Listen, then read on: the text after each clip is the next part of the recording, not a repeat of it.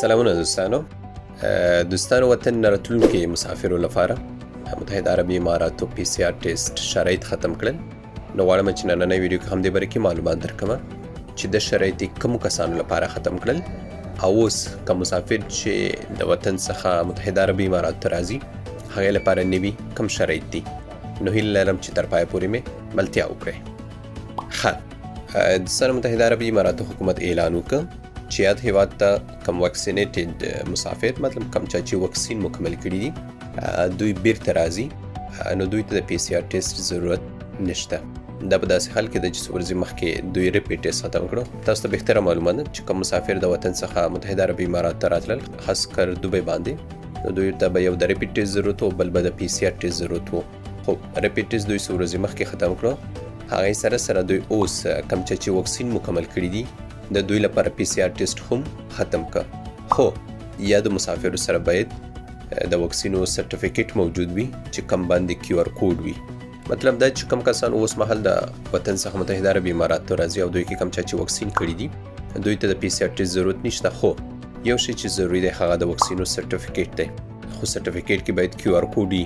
همداسې د سرټیفیکیټ نه وي. زموږ ښه مسافر چې اوس مهال په وطن کې دي او دوی په متحده عربي اماراتو کې وکسین مکمل کړي دي دوی په اسانۍ سره کولی شي چې الحسن اپلیکیشن خپل د وکسینو سرټیفیکیټ ډاونلوډ کړي. الحسن اپلیکیشن به خلاص کړي، خپل پروفایل به پکې خلاص کړي او د دې ځای څخه خپل د وکسینو سرټیفیکیټ ډاونلوډوی شي.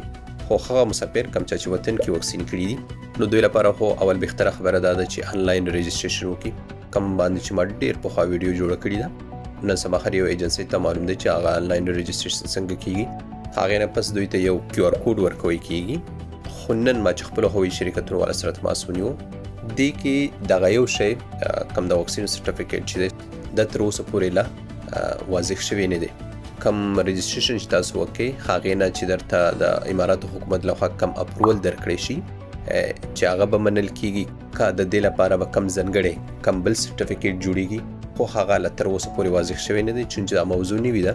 نو دې لپاره زه د هوایي شرکتونو مسؤلینو سره تماس کې یم چې تر څو معلومه شي خو مسافر چې وطن کې وکسین کړي دي هغوی لپاره کوم یو سرټیفیکیټ ضروري دی. نو انشاءالله چې هغې باره کې زه بیا تاسو ته معلومات درکوم. سمه ده. خو چا چې اماراتو کې وکسین کړي دي هغه په اسانۍ سره کولی شي چې الحسن خپل سرټیفیکیټ ډاونلوډ کړي او هغې نه سکرین شاټ واخلي او ورسره هغه پرینټ کړي. بل ښه مسافر چا چې وکسین نه دي مکمل کړي دوی لپاره پی سی آر ټیسټ هم ضروري دی چې کم باندې تر 48 ساعتونو څخه زیات وخت نه وي تیر شوی او د هغې سره دوی سره باید د سیاسناد موجود وي چې دی په تیرو 10 ورځو کې بیمار شوی نه دی. نو د شرایط د ښه چا لپاره دي چې وکسین نه دي کړي. نو زه انشاءالله خپلو هوایي شرکتونو والا سره تماس کې یم.